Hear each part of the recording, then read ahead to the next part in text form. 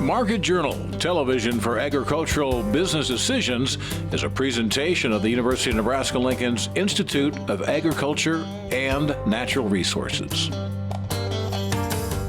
Promotional support is provided by the Nebraska Farmer Magazine.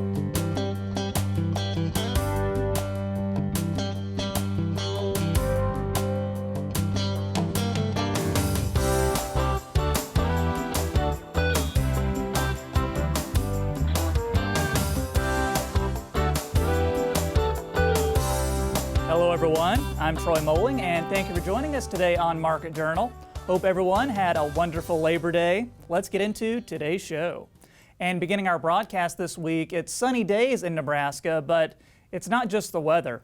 I'm talking about U.S. Secretary of Agriculture Sonny Perdue. He recently made a visit to the University of Nebraska's Innovation Campus for a panel discussion about agricultural innovation. And as you're about to see in this story, that innovation coupled with collaboration will be key to moving agriculture forward. Last week's panel forum at the University of Nebraska's Innovation Campus was the perfect spot to discuss agricultural sustainability, research, working together, and the role innovation plays in making it all happen. Nebraska Governor Pete Ricketts, Congressman Jeff Fortenberry, UNL Chancellor Ronnie Green, and Harlan Vice Chancellor for IANR Mike Boehm joined U.S. Secretary of Agriculture Sonny Perdue in finding ways to advance the state's agricultural impact. The leaders talked about how the government and land-grant universities can work toward that goal with a particular focus on the USDA's agricultural agenda. The USDA introduced it earlier this year. The agenda calls for the United States to increase agricultural production by 40% while cutting its environmental footprint in half by 2050.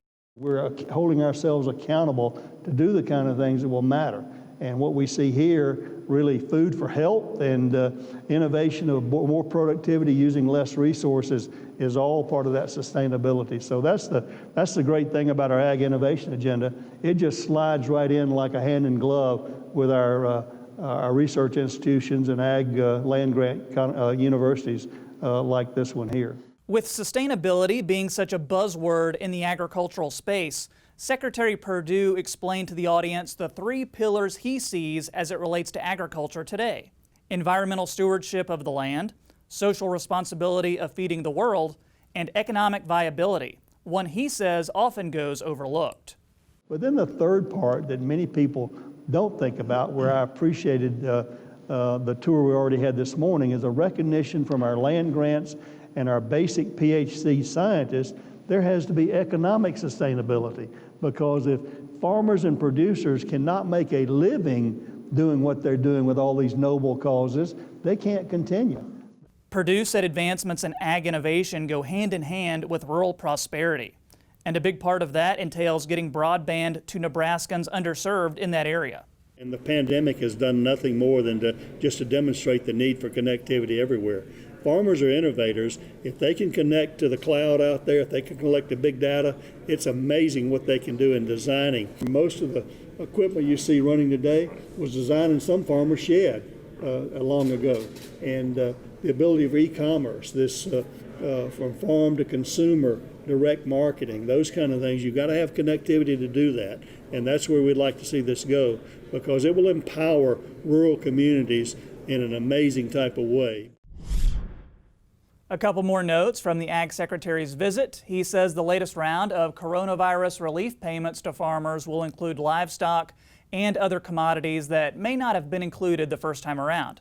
And in terms of China fulfilling its Phase 1 trade agreement obligations, Perdue said there is some catching up to do, but recent numbers are looking good and the two countries are in constant communication. Let's move on to markets now, and according to the latest crop progress report, the Nebraska corn crop rated 62% good to excellent, with 27% of the crop mature and 1% of the crop harvested. For soybeans, 63% of the crop rated good to excellent, with 37% of the crop dropping leaves. I was joined this week by Darin Fessler of Lakefront Futures and Options to get a closer look at how this year's crop is looking and what we can expect as harvest ramps up. far as looking at the good to excellent ratings, we are in that time frame of the year where, yes, the ratings will start to decline here just a little bit, and given what has transpired over the last 4 or 5, 6 weeks now, especially in Iowa and even a good chunk of Nebraska, where, we've seen a lot of decline in conditions. I think the market has compensated us for those declines. But really, you come to, this, September's report, even October's report when it comes to the USA WASDEs. I think those two reports are going to be very, very important as we move forward here, as we gauge what this ending stocks will be with the increased demand that we have seen. And so with this increased demand, it's really thrown everybody for a little bit of a loop here with the dryness, and then obviously the winds across Iowa that, okay, what really is this overall production going to be? And have we put enough premium in these markets to compensate for those production losses? And Darin, with the colder weather this week, any impacts we could see on crops related to that?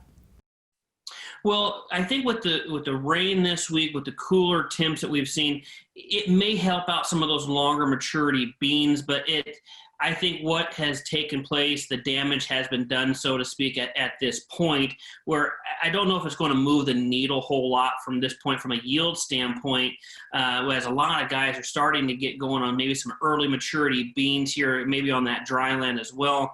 Maybe some very, very early harvest being reported in central Illinois, which is coming in pretty decent at this point. But the bulk of it's not going to happen for the next couple of weeks. So, as we get more in the fall here and the combines start rolling, we get a better idea of really where this production is, and we can go on from there. Again, like I said, I think that the market has done a really decent job here pricing in this really decent demand from China.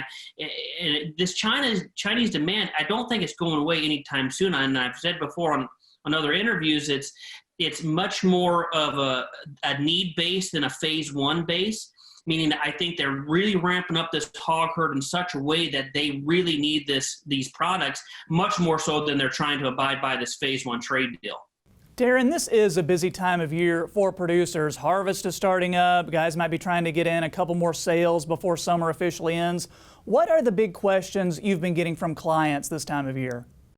Well, it's, we were fortunate enough to catch some of these moves last summer and over the winter to really put guys in a decent position for this time frame of the year. But there is still a significant amount of producers out there who may be undersold at this point of the year. And, if you look at where the corn price is minus the basis, it's still not that exciting to talk about, but you got to look at where your overall storage is situation and where your overall sales are, and think about, okay, how much cash flow do I need by the end of the year, and is there opportunities for me to re-own? Because if you are one who may not have that storage, re-ownership may be a decent opportunity for you, or a decent strategy on a pullback. And that thing goes for beans, it goes for corn. I do think these markets have been a little bit overextended here a little bit. I would wait for a little bit of pullback to re-own some of this stuff. But I think that the demand story, and even going into 2021, there's still going to be uncertainties about how Brazil and Argentina pan out. I think there's going to be enough risk in the market where re-ownership is the right strategy to play there. And you mentioned corn basis. Dive in a little deeper on that for us. What are some changes we could be seeing with corn basis as harvest ramps up? Well, given where you are in the country, I think that there's going to be a push on basis. You're already starting to see that. You've seen it on the beans here with the increased demand. Look at the Gulf basis. The Gulf basis has been relatively strong here. So if you start seeing historically strong basis in this time of year, I would still encouraging producers to take a look at some basis contracts, lock some of that in, especially if you're in an area where you feel like, we got a pretty decent crop coming here and we're getting that basis push now before fall. I still think that is an opportunity to take advantage of that basis, because there is still a lot of merchandisers and grain buyers who don't have enough on their books yet for fall, what they typically normally would at this time of the year. So they're going to try to get those bushels bought right now. But I would say this, if you're in an area that, that might be short on a crop, say in Iowa, you're probably going to get some pretty strong basis come this fall, especially once the combines really start rolling. We know more of the figures. I think that right now is the time to take advantage of those strengthened bases. And Darin, finally, September WASDE this Friday. Any final thoughts on what you're going to be watching for with that report? Two of the big things, I'm looking at harvested acreage on both the corn and the beans, corn in particular with all the wind across Iowa. I am looking for the largest August to September ending stocks cut that we've ever seen on record because of what had transpired in August dryness, August weather in Iowa. So I do think that there is a fair bit of premium that has already been built into the market for these numbers, but it's where the chips fall at the end of the day is where it transpires to the market. And when we watch what the follow-through does, if we see follow-through price action come Monday or Tuesday of next week where this thing just continues to back up on a bearish or even a neutral number, I think that is a trend in short term is probably going to be your friend for the time being since we've ran up a fair bit here ahead of this report. Next week, we'll be joined by Heartland Farm Partners' Jeff Peterson. If you have a question you'd like for me to ask him, email us or get in touch on social media and I'll pass your question along. Moving on, and it was announced earlier this year that Dr. Chuck Hibbard, Nebraska Extension Dean and Director, would be retiring. His retirement happened on June 30th. Hibbard previously served as Director of the Panhandle Research and Extension Center in Scottsbluff for 13 years and Director of Extension and Associate Dean of Agriculture at Purdue for 5 years. This was all before serving as Dean and Director of Nebraska Extension for 7 years. In the September, Nebraska Farmer read a Q&A with Hibbard on his 37-plus year career and how the role of Extension has changed during his time in Nebraska.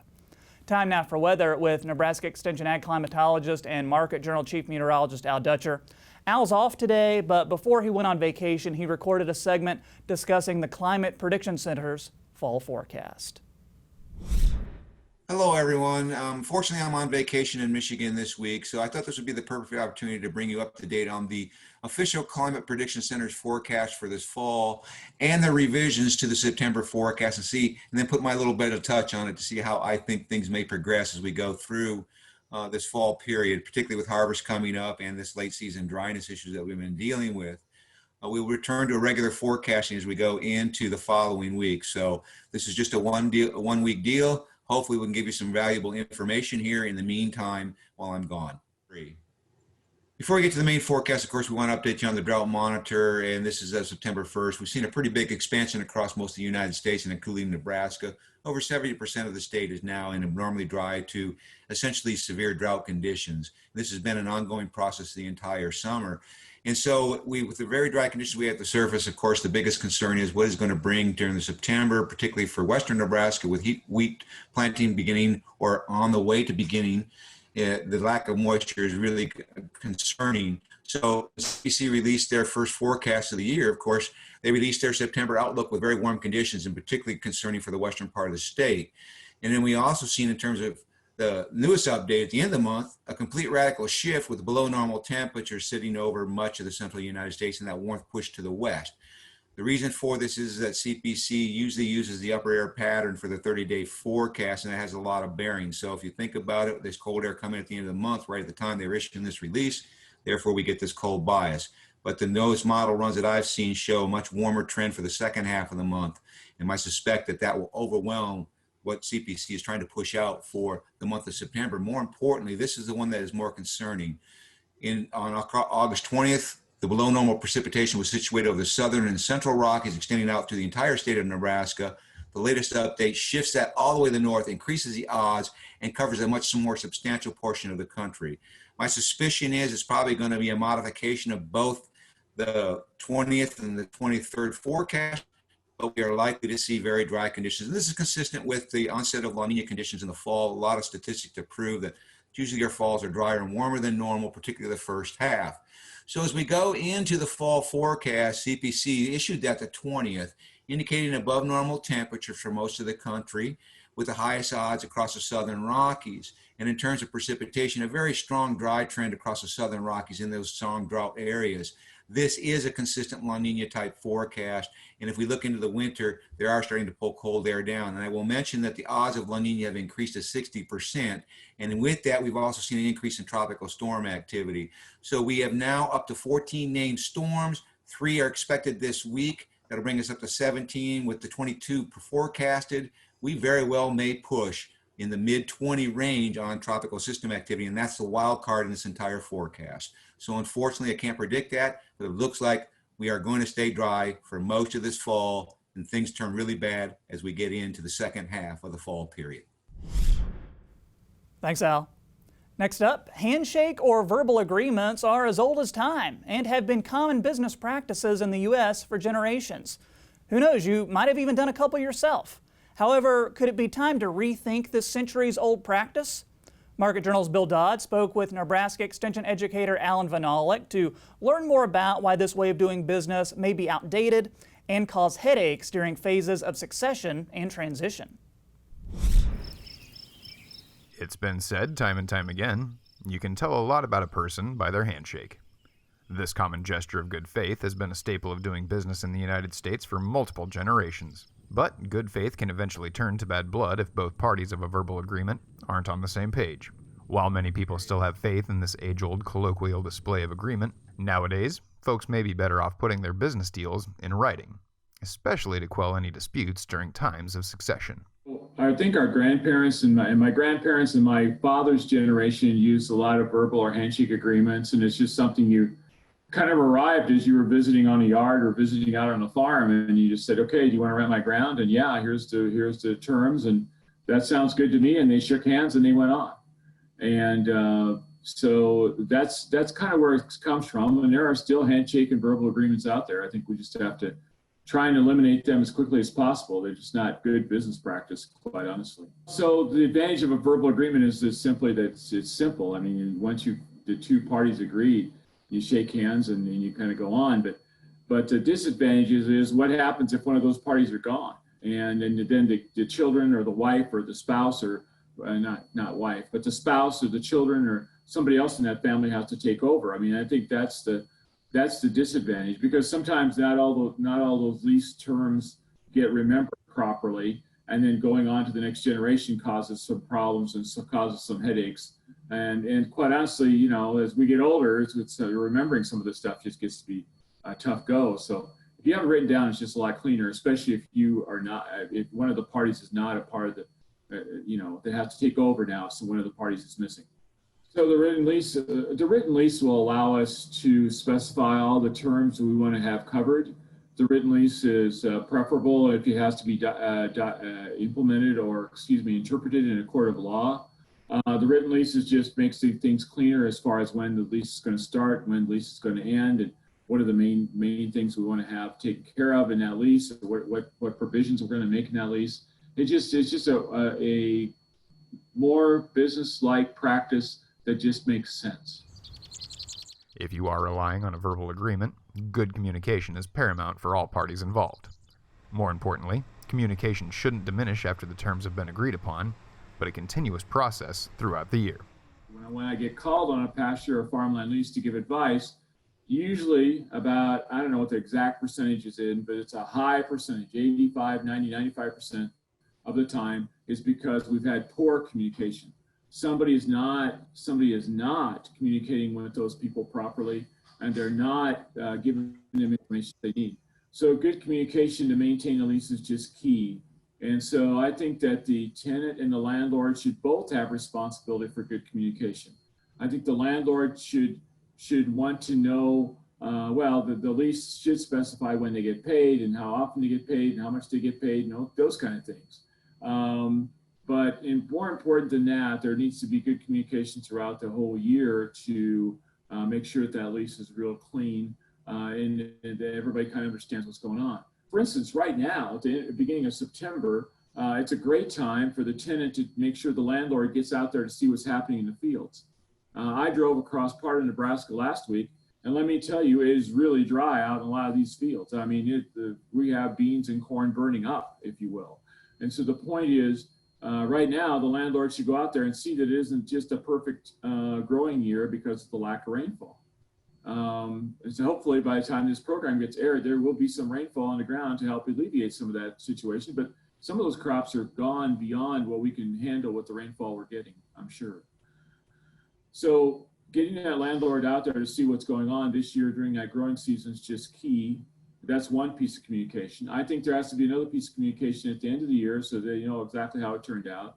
And I think there needs to be good communication at the beginning of a year, like around March 1st when lease begins. So again, there's a good, clear information about what's happening, what happened, those kind of things, so we can adjust the lease appropriately to fit the conditions of what's going on agronomically, what's going on with the market, and what's going on out there in the field in terms of field conditions, too much rain, too little rain, all those kind of things.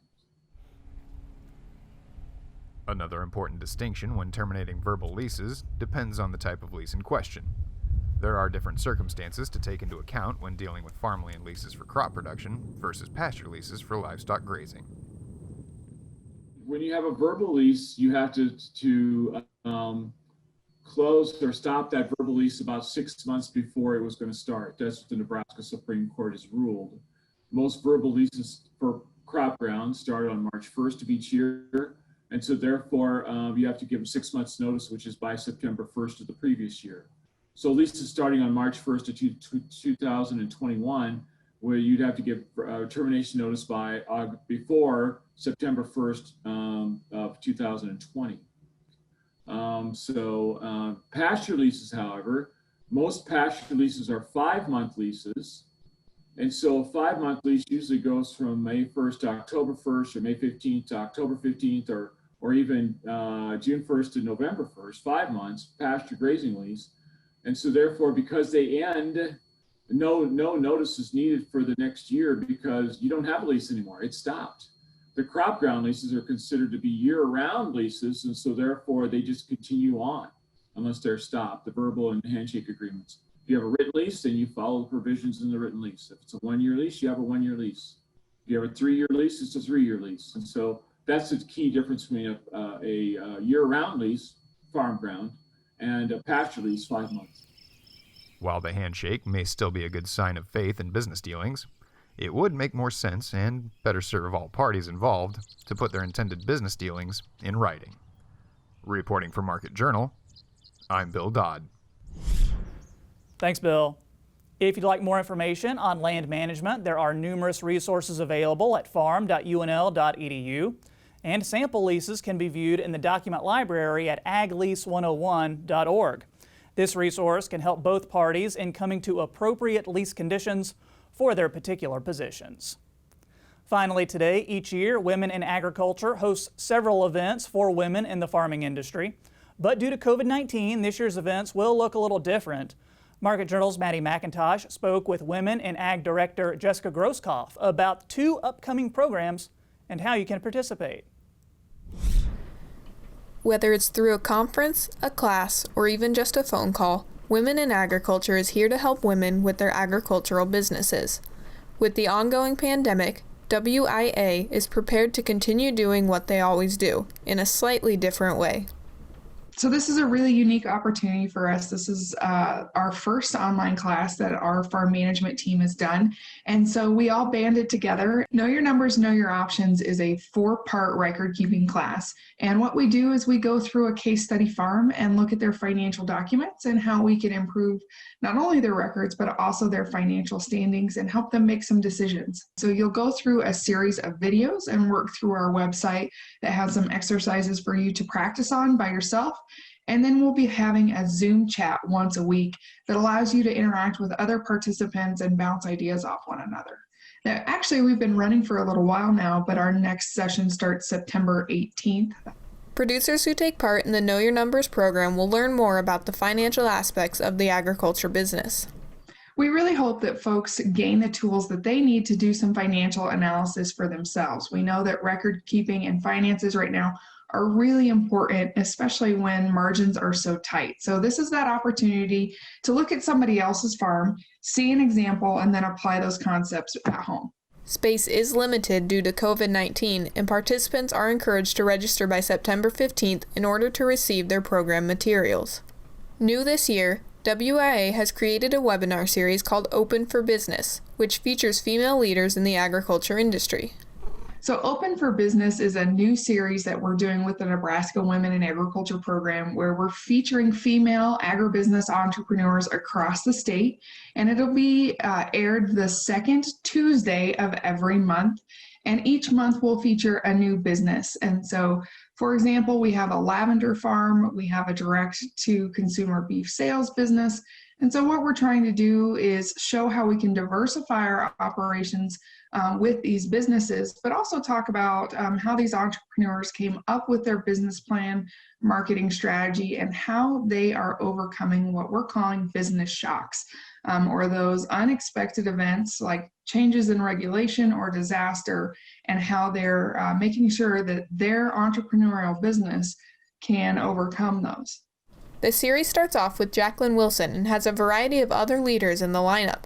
Jessica says they're also looking to invite many more women as the series continues. So we're looking for entrepreneurs from a wide spectrum. So I've known Jacqueline through Nebraska Lead program and other programs. And when we thought about this, she came top of our mind. But we know that there are other female entrepreneurs across the state, and we're actually taking recommendations of people who should be interviewed for this web series. So we only have a few lined up right now, but as we go, we'll actually take recommendations from our audience about female entrepreneurs from across the state.